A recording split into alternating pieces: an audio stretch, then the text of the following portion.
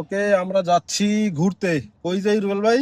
চাইতেছি তো গঙ্গামতির দিক। গঙ্গামতির চর না, এটা হচ্ছে কুয়াকাটার সেকেন্ড বিচ বলা যায়, যদিও সরকারি ভাবে অফিসিয়ালি এখনো ঘোষণা করা হয় নাই। তবে আমরা এখন কুয়াকাটা মেরিন ড্রাইভে আছি, এখান থেকে গঙ্গামতির চরের দিকে যাচ্ছি।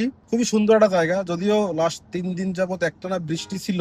গঙ্গামতির চর অব্দি যাইতে পারবো কিনা, রাস্তার অবস্থা কি সেটা বলতে পারি না, কারণ সামনে হচ্ছে ভাঙ্গা রাস্তা আছে। তবে যদি যাইতে পারি তবে হচ্ছে বিকালটা দারুণ কাটবে। আর এমনিতে এখন কেমন কাটতেছি রুবেল ভাই?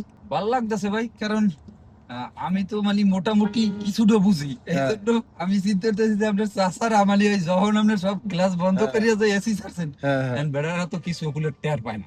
বাইরে কিন্তু টের পায় না। টের পায় না, এখন হ্যাঁ। এরা কইতে সবই তো ভালো, এই আপনি খুলে দিয়েছেন কেমন উড়ে লাগান উসাবে ইয়াই। মানে যা গো যা চিন্তা বুঝছেন, মানে এরা মাছ ধরে এক চিন্তা যে কখন সাগর নীরব, নীরব। কখন সাগরে যাইতে পারবে, এটা খেয়াও দিতে পারবে। হ্যাঁ, এখন তো আবহাওয়া খারাপ, সাগরে তো বড় বড় তুফান, হ্যাঁ। ভিতরে ছিল গ্লাস আটকা ছিল, কোনো শব্দ তো শোনা যায় না। না, আর বলতেছে সাগর দিয়ে নীরব, তাহলে তো কালকে খেয়াও দিতেই পারি। খেয়াল দিতে হবে। গ্লাস খুলে দিছি পর কি কয়, উসো ইয়াই। উসো ইয়ায়। এর ভিতরে চাচাদের কি কইলো, এর ভিতরে আমার নামা লাগবে না। আমার নাম আলাম না, আমার কোটে বোমা ধর্ম।